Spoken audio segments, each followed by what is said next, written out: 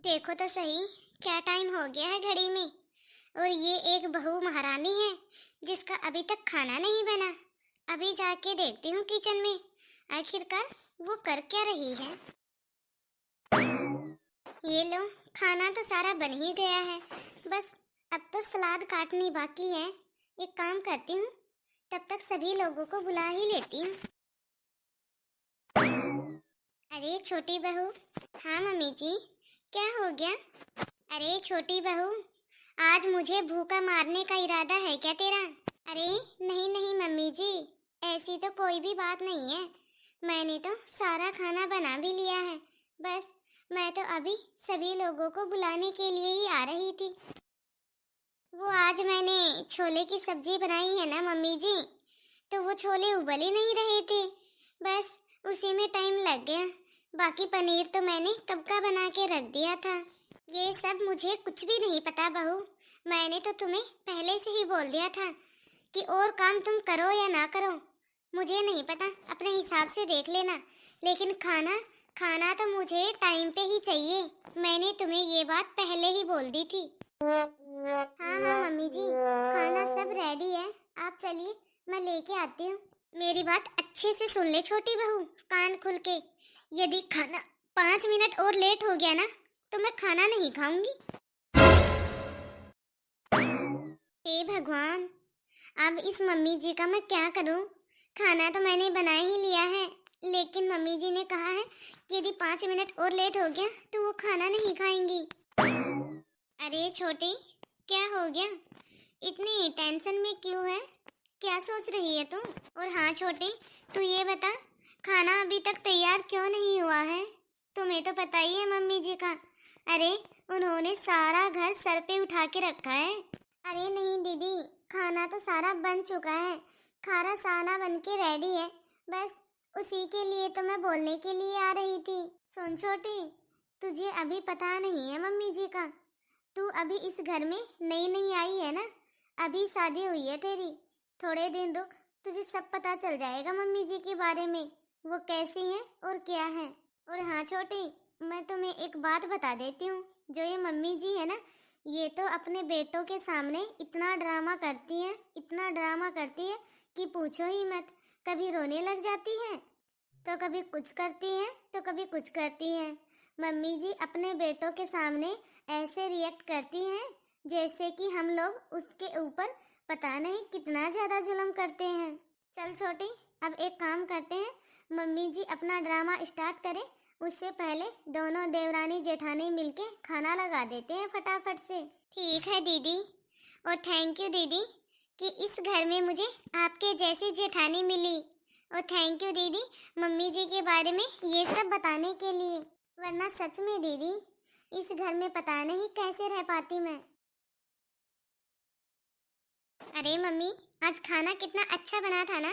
खास तौर पे वो छोले छोले की सब्जी और पूड़ी खा के तो मजा ही आ गया मम्मी आज। दीदी, सच में आपको इतना ज्यादा पसंद आया मेरे हाथ का बना हुआ खाना?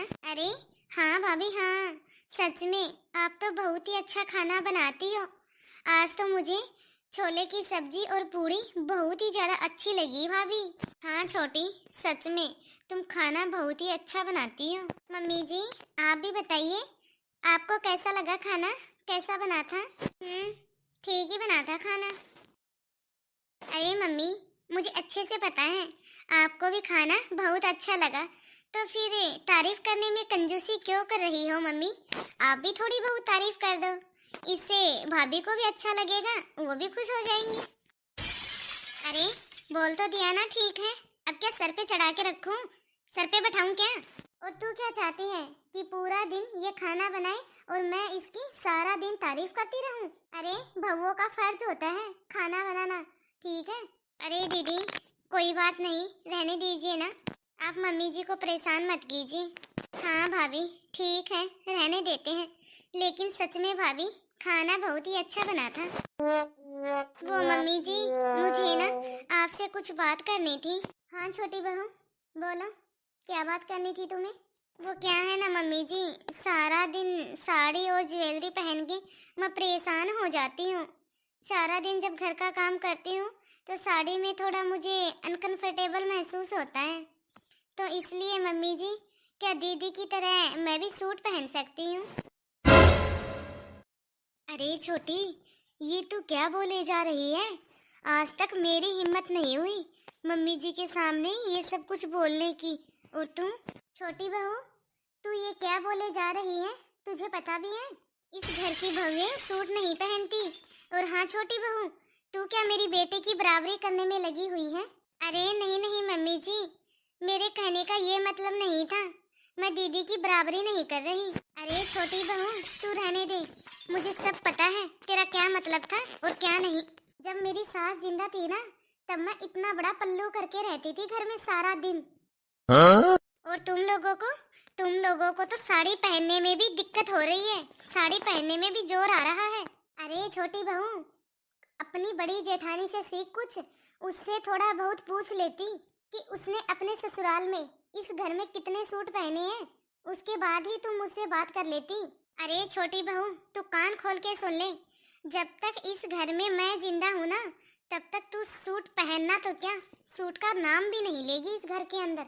आई बड़ी यहाँ पे सूट पहनने वाली। अरे सूट तो बाद में ही पहन लेना, पहले अपना काम तो टाइम पे कर लिया कर।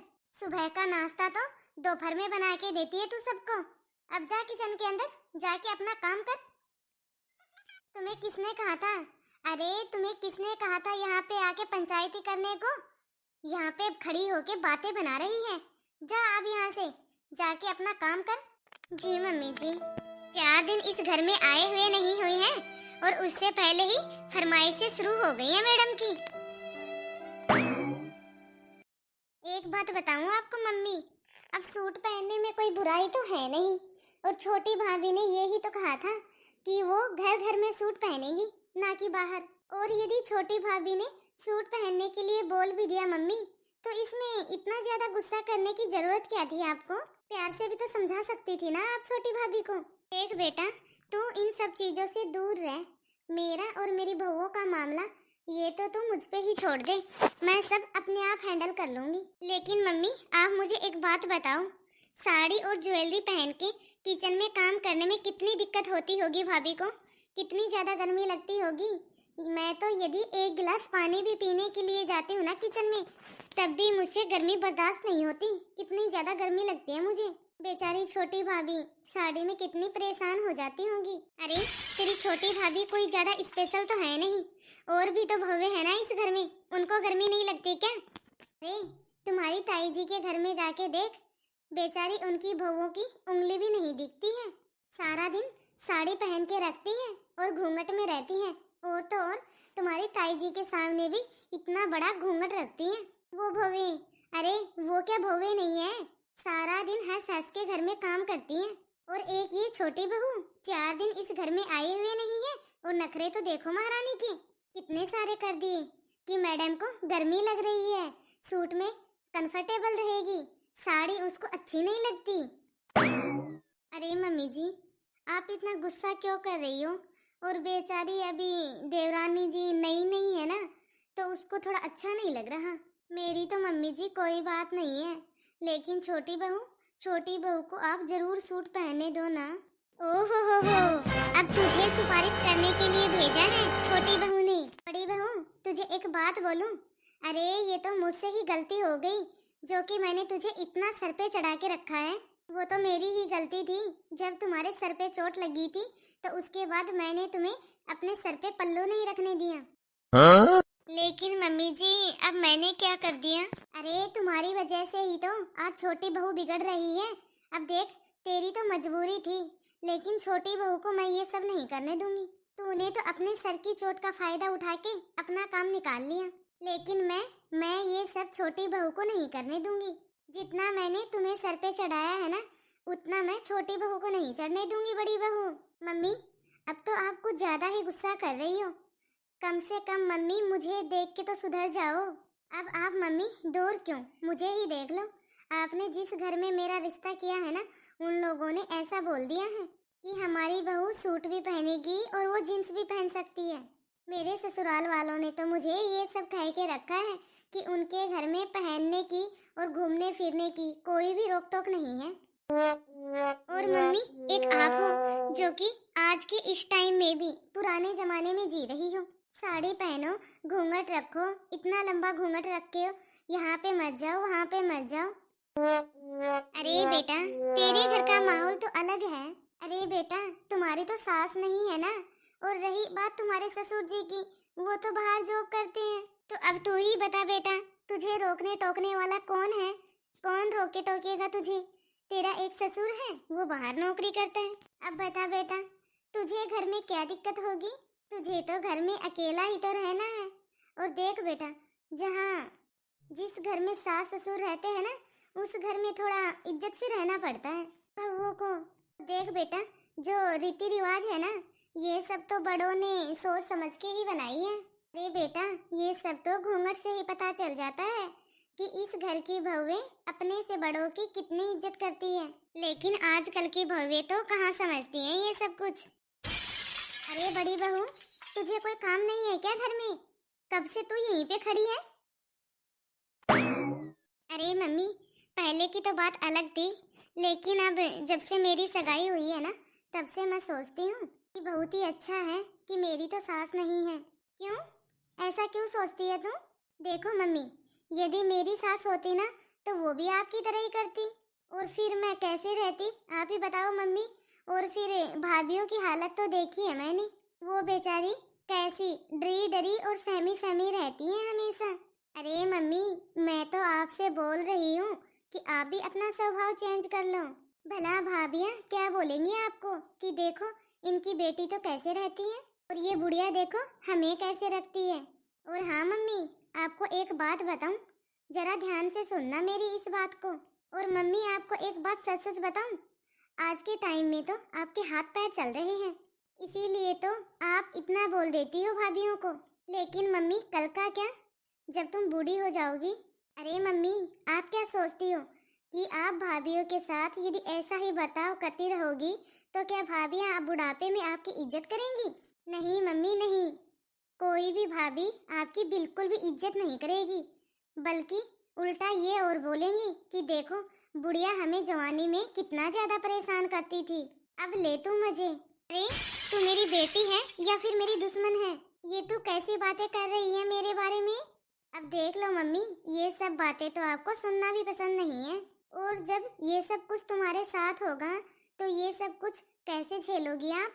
अरे मम्मी, मैं तो बस आपको ये बोलना चाह रही थी कि आप अपनी दोनों बहुओं के साथ अच्छे से रहा करो, ताकि वो आपकी लंबी उम्र की कामना करें, ना कि आपके मरने की। हाँ?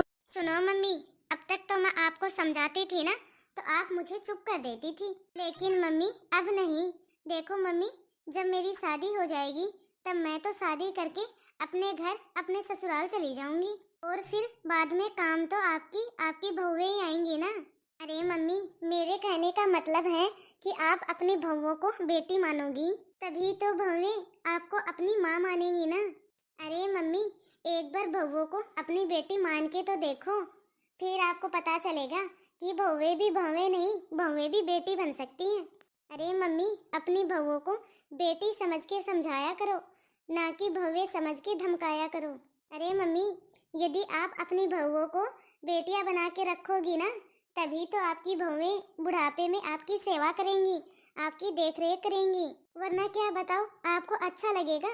आप बुढ़ापे में ऐसे परेशान दुखी रहोगी, और ना ही मुझे अच्छा लगेगा कि बुढ़ापे में देखो मेरी माँ कितनी परेशान हो रही है। अरे बेटा, बात तो तू बिल्कुल सही बोल रही है, मैं तो कुछ ज्यादा ही डांट रही हूँ अपनी बहुओं को, तभी तो वो डरी डरी और सहमी सहमी सी रहती है मुझसे, और तो और वो मेरे साथ खुल के बात भी नहीं करती। अरे हाँ मम्मी, यही तो मैं आपको समझाना चाह रही थी। अरे बेटा, अब तो मुझे तुम्हारी यह बात बहुत ही अच्छे से समझ में आ गई। अब देखना मैं अपनी दोनों बहुओं को कैसे रखती हूँ, तो मैं अपनी दोनों बहुओं को तुमसे भी अच्छा रखूंगी, बिल्कुल अपनी बेटी की तरह। मम्मी, आप खुद ही देख लो, जब आपकी अपनी बेटी ससुराल जाने लगी है तब जाके आपको ये बात समझ में आई है। लेकिन मम्मी, भाभी की मम्मियों का क्या? वो तो बेचारी कभी भी आपसे कुछ भी नहीं कहती हैं और उनको मन ही मन कितना दुख होता होगा अपनी बेटियों को ऐसे दुखी और परेशान देखकर। अरे मम्मी, आज के टाइम में कौन सर के ऊपर पल्लू रखता है, कौन इतना लंबा घूंघट निकाल के रखता है। आजकल की सास तो अपनी बहुओं के साथ एकदम फ्रेंडली रहती हैं, माँ बेटी की तरह। मम्मी, आप पता नहीं कौन से पुराने समय में जी रही थी, लेकिन मम्मी ये भी ठीक है, आपको सब कुछ समझ तो आ गया, भले ही देर से आए। अरे बेटा, ये तो तू बिल्कुल सही बोल रही है। जब अपनी बेटी पे बनती है ना, तभी तो समझ में आता है एक माँ को कि बहुओं का दुख क्या होता है। तो हेलो गाइज, कैसे हो आप सब? आई होप आप सभी अच्छे होंगे। तो आप सभी को आज की यह कहानी कैसी लगी, कमेंट बॉक्स में कमेंट करके अपनी राय जरूर दें और ज़्यादा से ज़्यादा इस वीडियो को लाइक और शेयर करें। यदि अभी तक आपने हमारे इस चैनल को सब्सक्राइब नहीं किया हो तो फटाफट से बेल आइकन दबा के चैनल को सब्सक्राइब करें, ताकि ऐसे ही मज़ेदार वीडियो आप तक पहुंचते रहें। तो बाय दोस्तों, अब मिलते हैं अगले वीडियो में। तब तक आप इस वीडियो को देखिए और एंजॉय कीजिए।